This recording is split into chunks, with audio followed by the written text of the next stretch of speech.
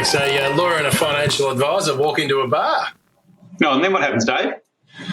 Well, the question said, you've started your business, but would you ever go back to being an employee?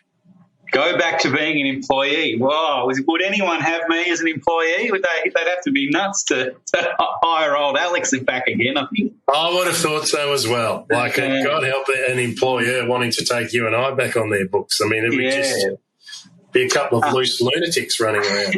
Well, that's an interesting question. You know, why are you in business? Is being in business best for you, and is being an employee better, or is it worse? Certainly most of I think our audience are business owners already, so they'd be thinking, well, I started a business, but I'm sure all of them have at some point thought to themselves, wouldn't maybe just turning up and getting a paycheck every month's pretty good. And we've got some clients, some long-term clients who have done that, who have decided to take a job and who've effectively either sold their businesses for not very much or who've decided that the regular paycheck's the way to go for them in their lives. So I think it certainly does happen. Yeah, but I still look at it, and I suppose this is always the interesting thing, because I've had a couple of discussions today that people go, just dealing with the staff issues and the compliance issues and all of these things, and it all falls on me as a business owner. And the question is, I know as much as you hate that, and it does, it drives you mad sometimes on certain things, but it's the other side of the equation. Could you go back to someone, sitting there looking at their watch saying, well, where have you been? It's like, well, I had to go somewhere on the way to the office. Oh, well, but why? But you didn't tell me. You're like, no, I'll run my business the way that we do. And I don't think really any business owner is always a structured, well, I start at this time and I finish at this time. You just get it done. Now, that doesn't mean you need to work enormous hours all the time, but there is that balance. It sort of says, it's the flexibility is probably the biggest issue I have, and the joy of building. Yeah. So flexibility. Is it flexible? I mean, when you're a business owner, in some ways you're under a lot more pressure than you are as an employee. It's just a different landscape. I certainly, there's lots of times I'm not feeling a lot of flex in my life. Feeling under the pump, mate. Under the pump. Not feeling, that I can just do whatever I want.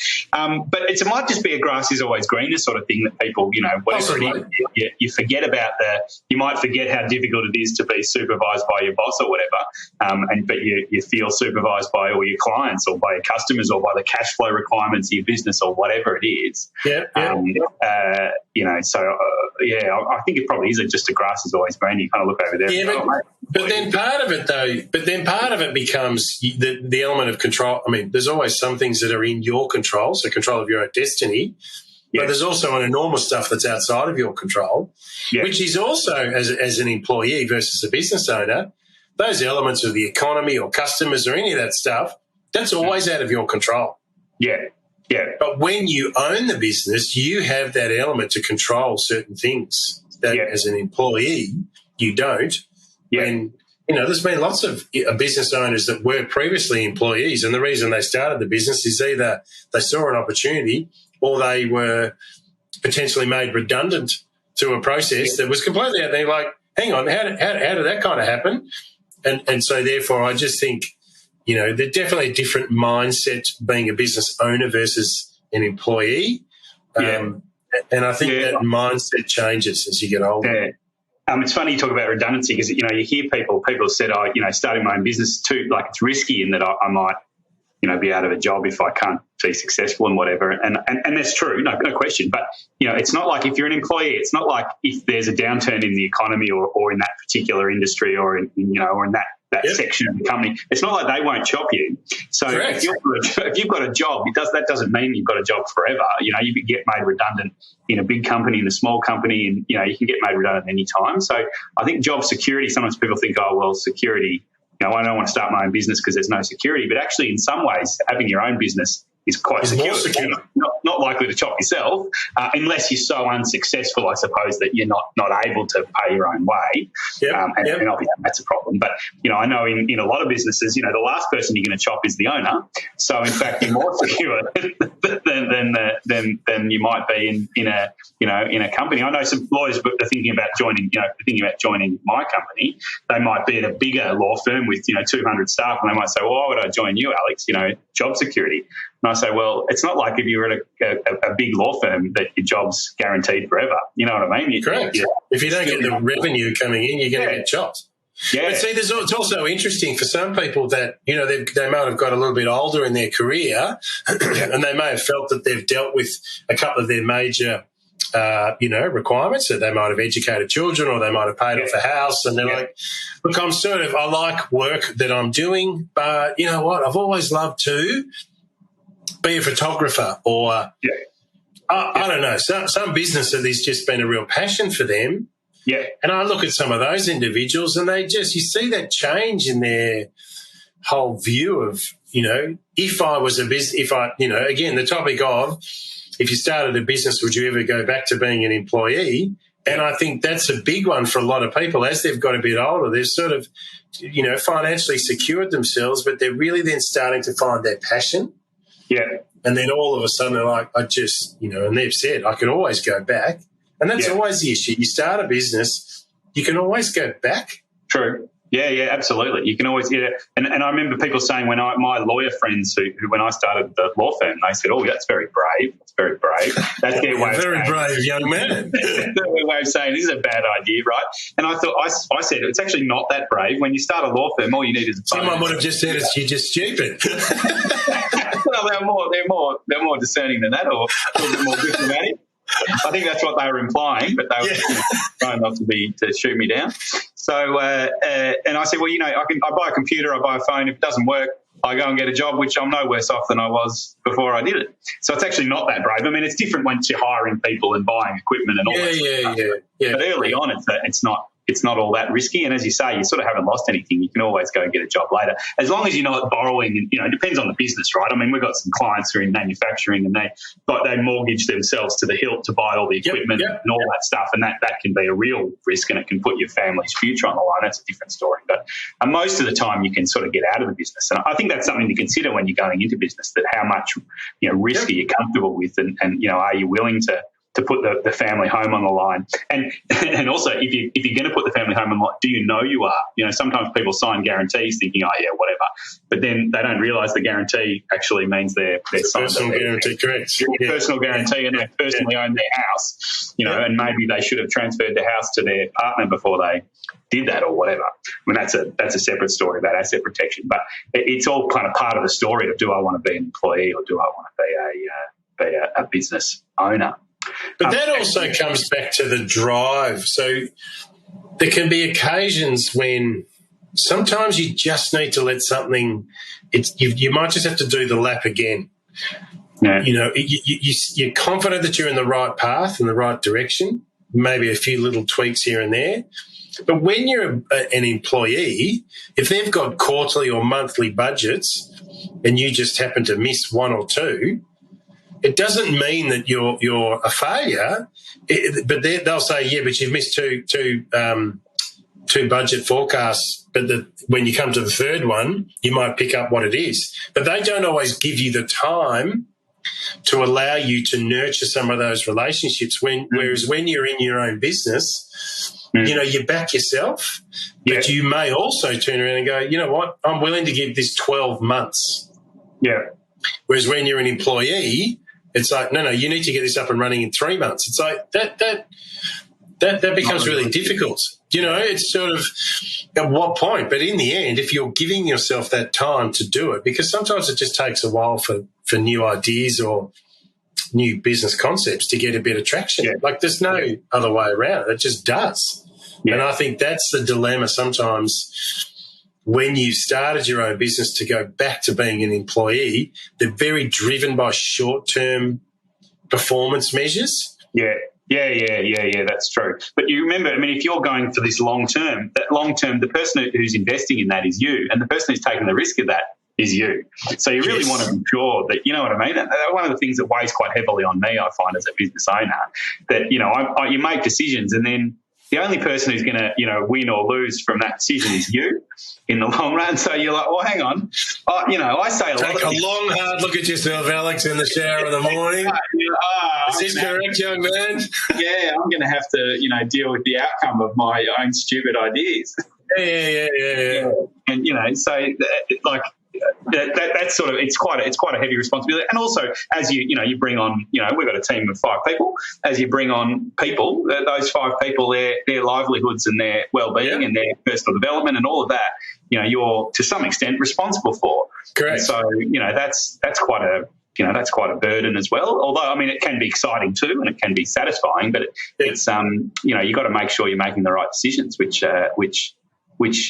is not easy. And a lot of people are, they're really good at their thing. They're a really good plumber, but maybe they don't know about running a plumbing business, and they're different issues.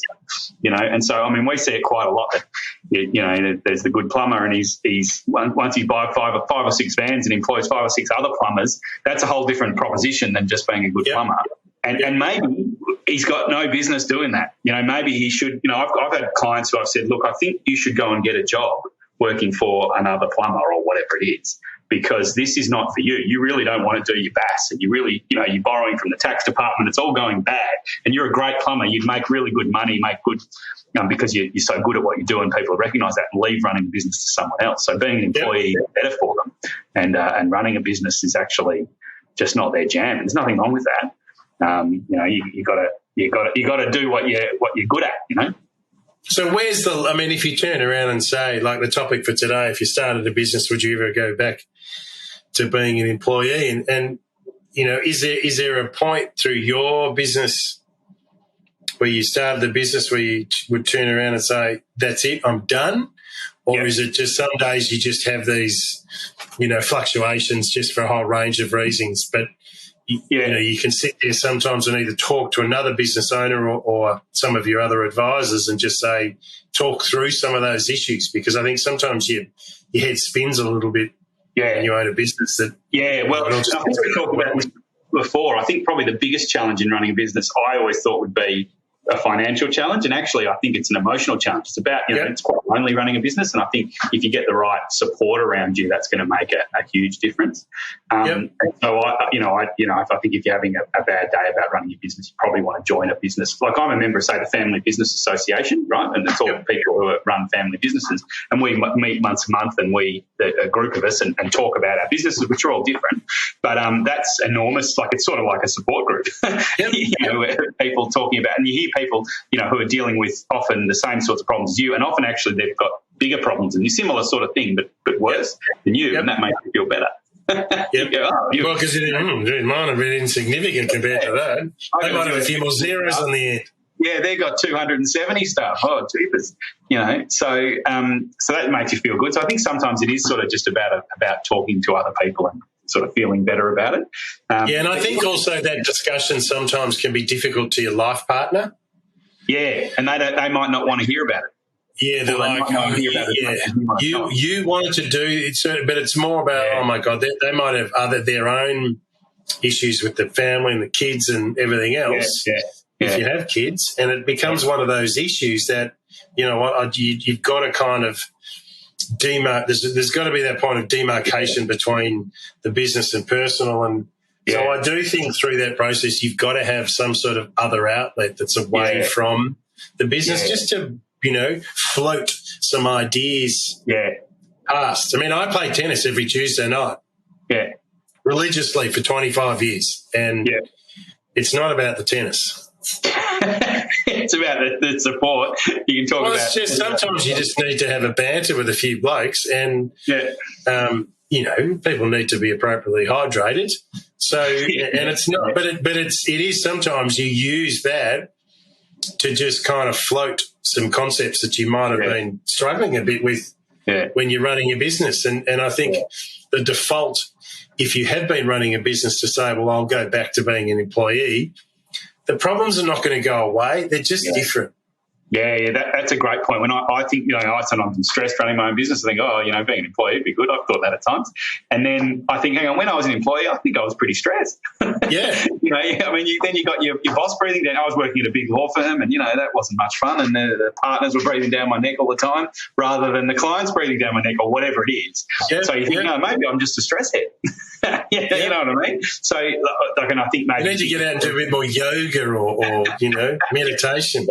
I'm very mindful. So, But I do think that's a real dilemma. Like it's not sort of all about running the business or just being the good employee. It's just, I think part of it does become your mindset around, where do I feel comfortable?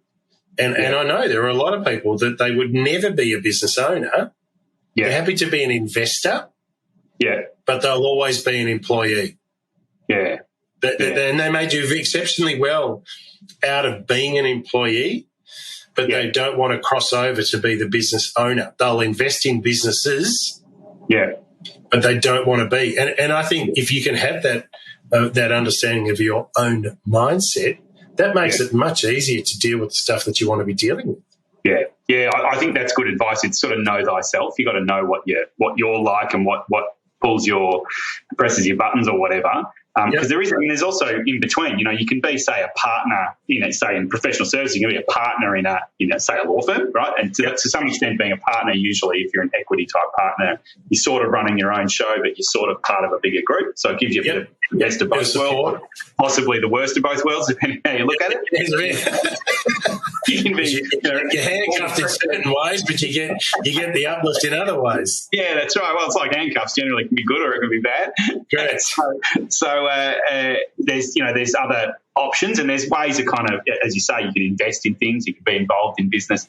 You can be in partnership with other people, or you can be just on your own. I mean, I had a very good client years ago who ran his own business, very successful, and invested in a lot of businesses, but was never on the board because he knew he didn't play well with others. And if he was on the board, he would fight with everyone, So he just stayed off the board, and he was the major investor in some companies, and he put me in or others in to speak on his behalf, if you like, who were more people friendly. And I thought that was a very wise move because he did well financially, but also understood himself to know that if he went on the board, he'd end up not getting on with other people. So you got to know. I agree. Am I an employee type person? Am I, an entrepreneur? And the other thing, which is really interesting, is people sometimes, they're good at starting businesses, and we've talked about this before. That starting phase, that entrepreneurial phase, is different to the maintaining or the growth phase, which is different to the business maturity phase. And possibly you're good at starting a business, but then you should just sell it and then start another one or whatever. I know, I'm much happier now the business has some critical mass. I enjoy kind of that growth stuff, whereas I think the entrepreneurial, I'm not really an entrepreneur, and I sort of found that out when I started the business. That first bit I didn't love. I love this bit. And possibly when the business is really mature and flourishing, if you like, I might be bored by that. So, we'll find out. But you've got to kind of understand yourself and where you want to be, where you want to fit. And I think that's a real challenge for a lot of people. Second guess. It's not a clear black or white. I'm a business owner or an employee. Well, there's things that you can do as a senior employee. You can get paid handsomely through the process and do financially quite well. But there are restrictions put upon you, which you may not have those same restrictions. So it comes back to part of it is, again, we've kind of spoken about this before, the scarcest resource is time. Now, some people will want to run their own business because they have greater control over their time. Well, that's right. Do you know what I mean? As opposed to an employee, there's an expectation that you're committed to them at certain times of the day and days of the week, as opposed to if you're your own business owner, depending on the level of maturity, you can still be the owner of the business, but you don't have to be there all the time. That's right. And as the business grows, you may get to the point where you only work 4 days a week and then 3 days a week, and then maybe you just check in on the phone. It sort of depends on the circumstances. You might be able to, or you might be able to take a long, take 6 months off a year. Well, so we've got one client who's got 3 different businesses, and he sort of works 1 day a week in each of them, which is I find bizarre. That'd make my head spin, but that just keeps him interested. Yeah. So they're not, they don't get, I suppose, stale in one business anywhere along the way. That's more. All right. Well, then, Alex, is there anything else you want to kind of close out for today? Any sort of other pearls of wisdom? Only that I think, it's an emotional thing. I think you've got to really understand yourself and your own emotions as to whether you want to be an employee or a business owner or something in between. I think that was my feedback. And I think there's no right and wrong. It's not, being a business owner is better than being an employee. If you want to leave your business and be an employee because of your health or because of your interest or because of your passion or whatever, to do it. It's just a matter of finding the right stuff that fits your life at that time. Correct. Which comes back to, what do you want to do? Yeah. And I think that's a real challenge for someone along the way. Yeah. Okay. All right. Well, Alex, thank you again for today. So Alex from Taurus Legal Management, he can be contacted via LinkedIn at Alex Martin or via his website, tauruslawyers.com. I'd also like to thank myself, David Murdoch, the wealth activist from Paxton Bridge. I also can be contacted via LinkedIn at David Murdoch or via our website at paxtonbridge.com. Thank you once again for your time, everyone, and we look forward to sharing a bit more banter in the next episode. Talk soon. See you next time.